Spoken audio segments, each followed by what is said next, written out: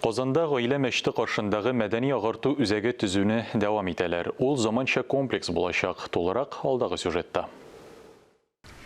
Башкалабызның Җәүдәт Фәйзи урамы 2нче йортта урнашкан мәдрәсә төзелеше 2019 елның азагында башланды.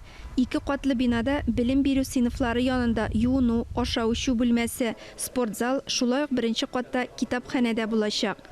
Аллаһының рәхмәте белән һәр кирпеч мәдрәсәнең барлык төзелеш материаллары мәхәллә кешеләре акчасына сатып алынган.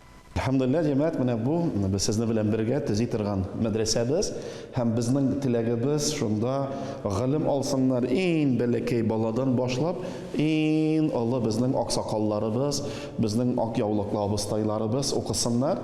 Мәсәлән, менә бу классны карасак, бу безнең мәктәпкә хәтле булган балалар өчен сыйныф. Шунда, мәсәлән, алар тиге ишектән кирип, монда шишенеп керәләр, шунда гылым алалар, көн буе йөриләр, укыйлар, теге балалар бакчасында шикелле, ләкин мусульманча. Яңа комплекс бер юлы төрле яшьтәге йөзләгән шәкертне кабул итә алачак.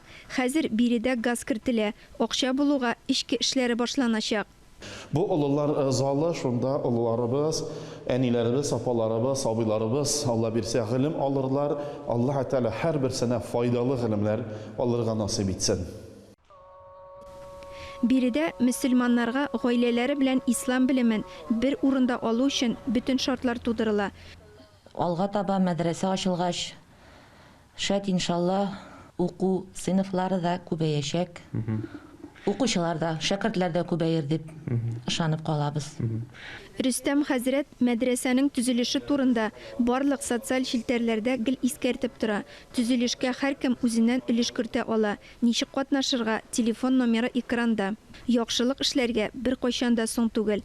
Изге гамәлләребез һәрчак үзебезгә меңе белән әйләнеп кайта. Битараф булмыйк. Ләлә Зайнуллина, Тахир Хәсәнов, Татарстан яңалыклары.